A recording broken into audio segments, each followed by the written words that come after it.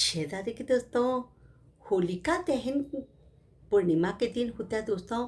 उससे 8 या 10 दिन पहले कोई भी अच्छा बार देखकर या जिस समय आपको समय होता है, उस दिन से हम लोगों को बड़कुल्ला बनाना शुरू कर देना चाहिए। यानी 7 बड़कुल्ले, उसके साथ कोई खेल खिलौना जैसे कुछ पाटा बना दिया, चकला बेलन बना दिया, चाकी, चूल्हा और खड़ाऊ, इस तरह के कई खिलौने बनते हैं दोस्तों। पान, इस तरह के गोबर के उससे खिलौने बनाए जाते हैं। तो वो 8 या 10 दिन पहले आप शुरू कर सकते हैं बड़कुल्ला बनाना, होलिका दहन के 8 या 10 दिन पहले, यानी पूर्णिमा के 8 या 10 दिन पहले। फिर उसके बाद जब पूर्णिमा से पहले जो एकादशी आती है दोस्तों, उस दिन हम लोगों को ढाल थापना होता है एकादशी के दिन। उस दिन यदि भद्रा नहीं है तो भद्रा काल देखकर, अच्छा समय देखकर ढाल थापी जाती है। किसी के घर में 5 ढाल होती, किसी के 7 होती, किसी के 9 होती है। इस तरह से ढाल थापी जाती है दोस्तों। और आपके घर में जितनी थापी जाती है, और जिस दिन ढाल थापते हैं उस दिन ढाल के साथ चाँद, सूरज और आधी रोटी, पूरी रोटी, तलवार बनाते हैं, एक जीप बनाते हैं होलिका माई की, और एक होलिका माई बनाते हैं। उनके ऐसे 2 आँख के हिसाब से उनके कोडी लगा देते हैं। उनके साथ एक प्रहलाद भक्त बनाया जाता है, जिनको कई लोग होली और होलिका होला भी बोलते हैं, मगर एक्चुअल में तो वो प्रहलाद भक्त होते, क्योंकि होलिका माई के साथ तो प्रहलाद भक्त ही बैठे थे, उनके साथ कोई होला नहीं बैठा था। और उसके साथ में दोस्तों बनाया जाता है, पान बनाया जाता है। और उन सबको कई कई के घरों में मेहंदी, रोली और आटा से चिरचा जाता है। तो अगर आपके घर में चिरचा जाता है तो आप मेहंदी, रोली और आटा से चिरच सकते हैं, और नहीं चिरचा जाता है तो सिर्फ इसी तरह बना करके और उसको सूखने के लिए रख देते हैं।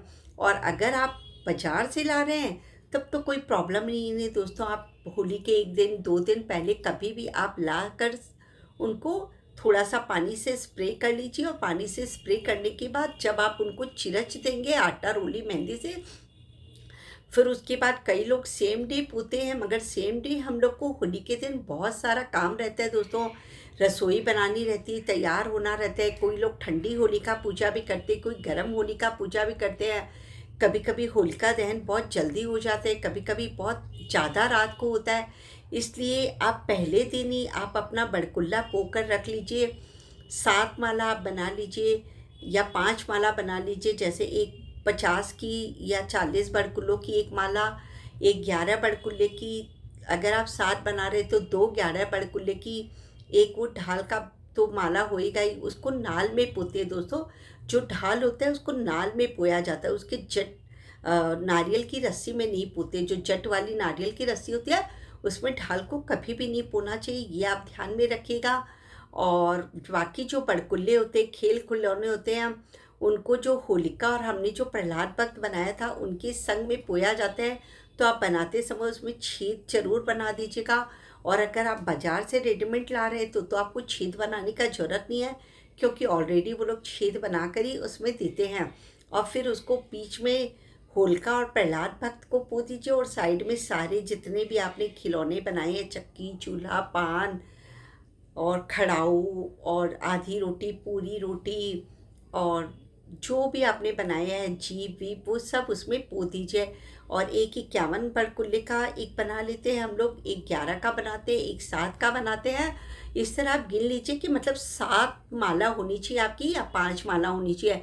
तो अगर 5 है तब तो आप 3, जब होलिका जलाने के लिए, दहन के लिए जाएंगे तब 7 ले जाइए। एक 7 की जो माला होती है वो शीतला माई की ठंडी रोटी के लिए रख देते हैं। और जो अपना अ, ढाल होता है उसको तो हम लोग नहीं जलाते, नहीं कहीं चढ़ाते, वो घर में ही रहती है। हमारे पुरुषों की रक्षा के लिए वो हम लोग ढाल बनाते हैं। इस तरह से किया जाता है। और अगर 7 है तो आप 5 जब होलिका दहन के लिए जाएंगे तब ले जाइए, और 7 को, 2 को आप घर में छोड़कर जाइए। उस समय पर जब आप होलिका दहन के लिए जाएंगे तो उनको टीका निकालते हैं दोस्तों, चावल लगाते हैं। चिरचना तो पहले हो गया मेहंदी, रोली और चावल से, मगर जिस समय आप होलिका दहन के लिए जाएंगे उनको टीका निकाल के रोली चावल लगाते हैं। उनको कुछ भी आपने मीठा बनाया है, हलवा है या और भी कुछ आपने बना रखा है तो उससे जिमाते हैं।